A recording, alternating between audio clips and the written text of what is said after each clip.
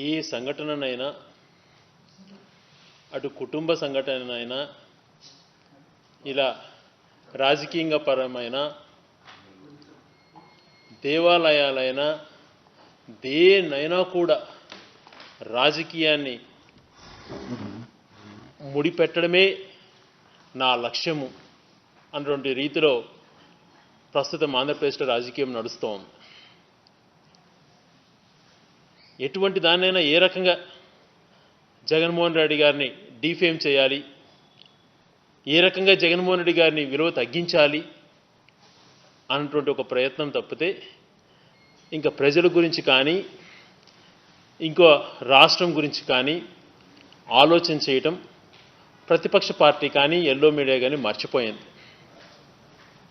ఎంతసేపు టార్గెట్ జగన్ గారు, అదిగో పులి అంటే ఇదిగో తోక కనపడుతోంది అన్న చందం రీతిలో వాళ్ళు వ్యవహరిస్తున్నారు. ఈరోజు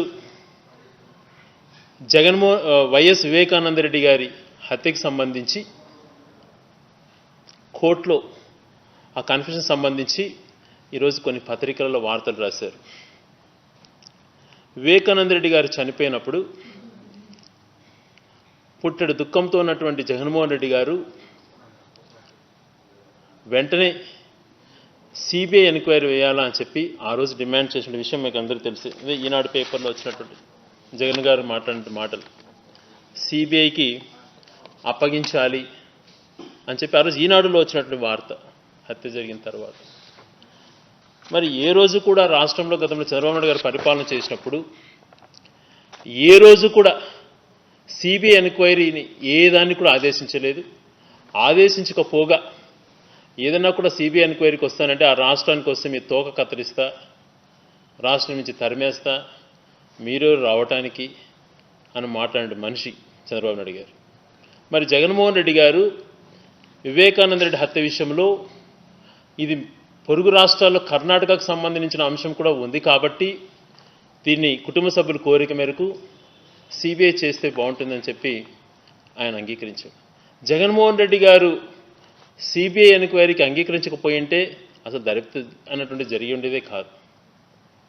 మరి జగన్మోహన్ రెడ్డి గారు వాస్తవాలు బయటికి రావాలి అన్నటువంటి విషయంలో ఆయన ముందు చూపుతూ ఆలోచన చేసి సిబిఐ ఎంక్వైరీ జరగాలి అని చెప్పి, ఎందుకంటే రాష్ట్రానికి సంబంధించి అంతకుముందు తెలుగుదేశం అధికారంలో ఉన్నప్పుడు ఆ జరిగినటువంటి సంఘటన కూడా తెలుగుదేశం అధికారంలో ఉన్నప్పుడు వాళ్ళు ఏమీ చేయకపోగా అప్పుడు బురద జల్లేటువంటి కార్యక్రమం, అధికారంలోకి వస్తే జగన్ గారి పైన బురద జల్లేటువంటి కార్యక్రమం. అధికారులు జగన్మోహన్ రెడ్డి గారు అన్ని ఎంక్వైరీ చేసి పక్క రాష్ట్రానికి సంబంధించింది ఉంది కదా అని చెప్పి ఆ రోజు సిబిఐకి ఎంక్వైరీ చేయమని ఆదేశాలు ఇచ్చారు. మరి వివేకానంద రెడ్డి గారికి సంబంధించి ఆయన మా కుటుంబ సభ్యుడు జగన్మోహన్ రెడ్డి గారి సొంత బాబాయే కాకుండా వైఎస్ రాజశేఖర గారికి సోదరుడు, పార్టీలో రాజశేఖర రెడ్డి గారి కంటే కూడా గతంలో జిల్లాలో విలువైన వ్యక్తి, జగన్మోహన్ రెడ్డి గారు అత్యంత గౌరవించే వ్యక్తి. ఆయన కొన్ని సంఘటనల కారణాలలో పార్టీని కొద్ది రోజులు విడిచినా తర్వాత పార్టీలోకి వచ్చి అన్నీ తనై జిల్లాలో చూసుకునే వ్యక్తి, అందరికీ గౌరవప్రదనేయుడు.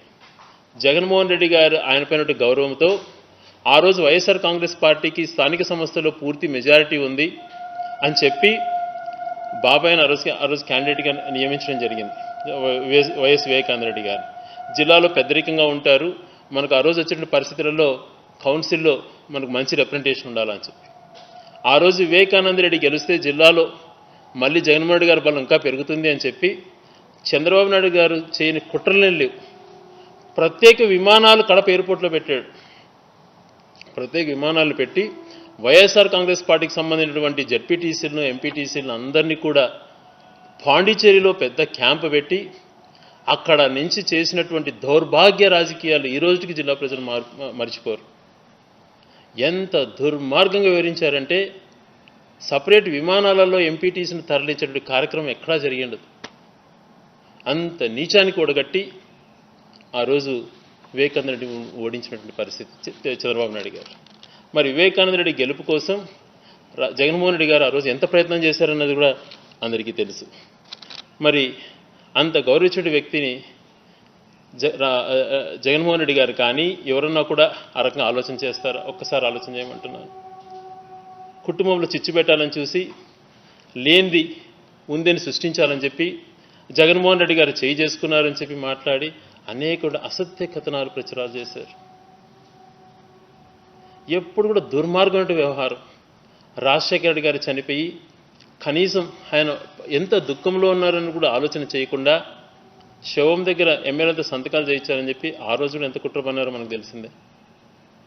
ఒక రాజకీయంగా ఎదగాలనంటే, ప్రజలు మన్నలు పొందాలంటే దానికి ఒక ఆలోచన చేయాలి. కానీ ఇంత దిగజారుడితనం అవసరమా అని చెప్పి నేను ప్రశ్నిస్తున్నాను. తండ్రి చనిపోయినప్పుడు అదే రకమైంది, బాబాయ్ చనిపోయినప్పుడు అదే రకమైన కుట్రలు. ఈరోజు పత్రికలలో వాళ్ళు ప్రచురించినట్టు ఎల్లో మీడియాలో తాటికి అక్షరాలతో ఈనాడు పేపర్లో ఎలాగా వైఎస్ అవినాష్ రెడ్డిని దీంట్లో చూపించాలా, ఎలా అవినాష్ రెడ్డి గారిని డిఫేమ్ చేస్తే తద్వారా జగన్మోహన్ రెడ్డి గారికి అది అంటగట్టాలా అటువంటి ప్రయత్నంలో భాగంగా ఈరోజు కుట్రదారులు YS Avinash Reddy, YS Bhaskar Reddy, YS Manohar Reddy, Shankar Reddy అని హెడ్లైన్స్ పెద్ద అక్షరాలు వేసి కింద వాంగ్మూలంలో దస్తగిరి గారు ఇచ్చినట్టు వాంగ్మూలం అని వివేకానంద డ్రైవర్ దస్తగిరి ఇచ్చిన వాగ్దానం చిన్న అక్షరాలు రాస్తారు. ఇది నైతికతన? ఎందుకు ఇలాగా మీ కుట్రలు ఎందుకు ఇలా చూపిస్తున్నారు? మరి ఆంధ్రజ్యోతిలో అయితే ఇక ఆయన పెద్దల హత్య అనే ఏకంగా ఫోటోలు వేసి ఆ ఫోటోలలో ఫలానా వీళ్ళు కాబడ్డారని రాసి కింద మ్యాటర్లో గంగిరెడ్డి చెప్పారు, దస్తగిరికి అని రాస్తారు. ఇక్కడ ఉన్నటువంటి వాస్తవాలు ఏంటంటే గంగిరెడ్డి అనేటువంటి వ్యక్తి దస్తగిరి గారికి చెప్పారంట, చంపినటువంటి వ్యక్తి దస్తగిరి గారంట. దస్తగిరి గారు అన్నటువంటిది మనకు ఈరోజు వారు ఇచ్చిన ఎంక్వైరీలో దస్తగిరి గారు అంగీకరించారు చంపినట్టుగా. దస్తగిరి గారికి గంగిరెడ్డి చెప్పారు అన్నటువంటిది. ఇది ఆ వార్త అన్నది కాకుండా ఏదో సిబిఐ చెప్పిన విధంగా ప్రచురించడం. గంగిరెడ్డి అనేటువంటి వ్యక్తి దస్తగిరికి చెప్పారంటే పలానా వాళ్ళు కూడా ఉన్నారు అని చెప్పి. మనం నిజంగా మాట్లాడుకుంటే ఒకవేళ ఎవరన్నా కానీ ఒక మనిషి సంబంధం లేని వ్యక్తి అవతల వాళ్ళని ఇరికించాలంటే ఎవరి పేరైనా చెప్పచ్చు. అవసరం ఉంటే ముఖ్యమంత్రి పేరు చెప్పచ్చు, ప్రధానమంత్రి పేరు చెప్పచ్చు. దాన్ని పనులెక్కి పూర్తిగా డీటెయిల్డ్గా ఎంక్వైరీ లేకుండా, అది వాంగ్మూలం చెప్పిన మాట అనేది లేకుండా పలాని వాళ్ళుతో జరిగింది అన్నటువంటి రీతిలో ప్రచురింప చేయడం కరెక్టా? ఇది నైతికతన? దీన్ని పట్టుకొని మన తెలుగుదేశం వాళ్ళు ప్రెస్ మీట్ పెట్టడం. నిజానికి చంద్రబాబు నాయుడు గారు రాజకీయ పరంగా ఆంధ్రప్రదేశ్లో తుడిచిపెట్టుకున్నట్టు పరిస్థితి. తనకు తన కుమారుడికి భవిష్యత్తు లేదు అన్నటువంటి ఆలోచనలతో, ఆ భయముతో తాను ఇష్టానుసారం వ్యవహరిస్తున్నాడు. ఎక్కడ కూడా పోటీ చేయడు. పోటీ చేసిన చోట గెలవమని చెప్పి ముందే ఊహించుకొని దాన్ని ఎలాగా డిఫేమ్ చేయాలి, ఎలాగా బురద జల్లే కార్యక్రమం చేయాలి అని చెప్పి అధికారులను పోలీసులపైన నిందలేయటం, ఇలాంటి కార్యక్రమాలు చేసుకుంటూ వస్తున్నాడు. ఆంధ్రాలో తనను పూర్తిగా మర్చిపోతున్నారు, పార్టీ మనుగడ లేదు అన్నటువంటి భయాందోళనతో ప్రతిపక్షంలో ప్రజలకు సంబంధించిన ఏ అంశం మాట్లాడకుండా 24 గంటలు అధికారంలో ఉన్న జగన్మోహన్ రెడ్డి గారు చేసిన సంక్షేమ కార్యక్రమాల్లో తనకు మైలేజ్ వస్తుందని చెప్పి ఆ భయంతో ఇష్టానుసారం రోజు మాట్లాడడమే ఆయన నైజమైపోయాను. బురద జల్లేటువంటి కార్యక్రమాలు చేయటం. నీ యొక్క ఉనికి కాపాడుకోవడం కోసం ఇలాగ దిగజారడం ఎంతవరకు సమంజసం? మేము ఆ కుటుంబ సభ్యులపైన ప్రేమతో కానీ, పార్టీలో వైఎస్ వివేకానంద రెడ్డి గారిపైన గౌరవంతో కానీ నిజాలు బయటికి రావాలి. ఇంకా పూర్తి స్థాయి విచారణ జరగాలి.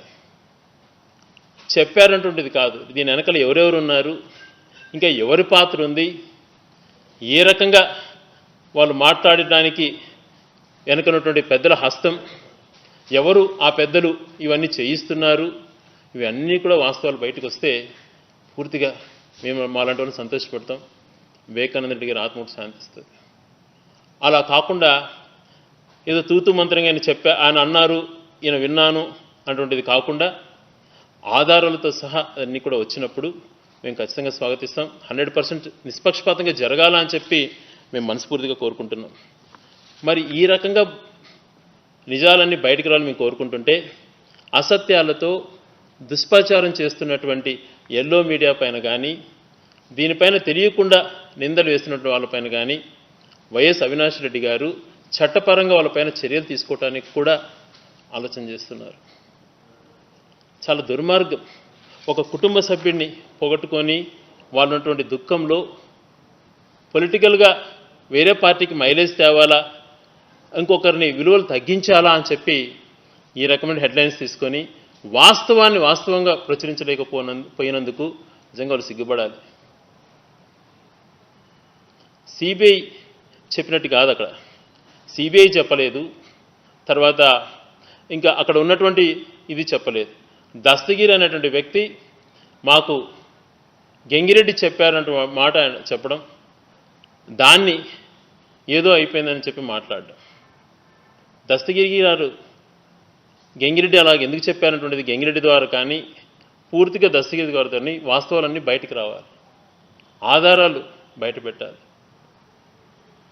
అలా కాకుండా కేవలం రాజకీయ పబ్బం కోసం చేయటం చాలా దుర్మార్గం. తెలుగుదేశం పార్టీ నైతికత ఆలోచన చేయాలి. ఏ ఒక్క సంఘటనైనా మీరు చేసేటువంటి డిమాండ్స్ కానీ ఏ రోజైనా ఏ రకం మీరు వ్యవహరిస్తున్నారో ఒకసారి మిమ్మల్ని మీరు సమీక్షించుకోవాలి. మీరు రాజకీయంగా విలువలు పెంచుకోవాలి, కానీ ఆ విలువల్లో కాకుండా దిగజారేతనం, మీ పార్టీని మీరు కాపాడుకోలేక పార్టీ పతన వ్యవస్థకు వచ్చిందని చెప్పి దిగులుతో భయాందోళనతో ఎంతసేపు జగన్మోహన్ రెడ్డి గారిని టార్గెట్ చేయడం. ఈరోజు చెప్తున్నాం 100% ఆ రోజు చనిపోయిన రోజున కూడా సిబిఐని గారు డిమాండ్ చేశాం.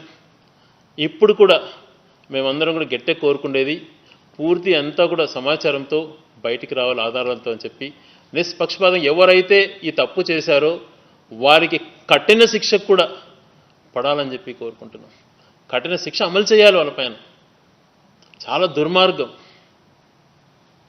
అంతేకాని ఇన్ఫ్లుయెన్స్తో కేసు తప్పుదో పట్టించే విధంగానో ఏదో రకంగా దాన్ని మసీపూసి మడక చేసి ఎవరిపైన నెట్టాలనేటువంటి ప్రయత్నం చేయడం అటువంటిది సమంజసం కాదు అని చెప్పి ప్రతిపక్ష పార్టీల ఆరోపణలు చేయకండి. మీరు పూర్తిగా రిపోర్ట్ చదవండి. రిపోర్ట్ మీకు ఇంగ్లీష్లో కాకపోతే తెలుగులో కూడా ఉంటుంది. ఆ రిపోర్ట్ మీకు కావాల్సి మేము పంపిస్తాము. పత్రికల వాళ్ళకు ఎవరైతే రాశారో జగన్మోహన్ రెడ్డి గారిని తగ్గించారో వాళ్ళు చదవండి, మీరు చదవండి. ఉన్నది ఉన్నట్లు మీరు రాస్తే బాగుంటుందని చెప్పి మిమ్మల్ని కోరుకుంటూ ఇట్లాంటి దుర్మార్గపు ఆలోచనలతో దిగజారకండి అని చెప్పి కోరుతున్నాను.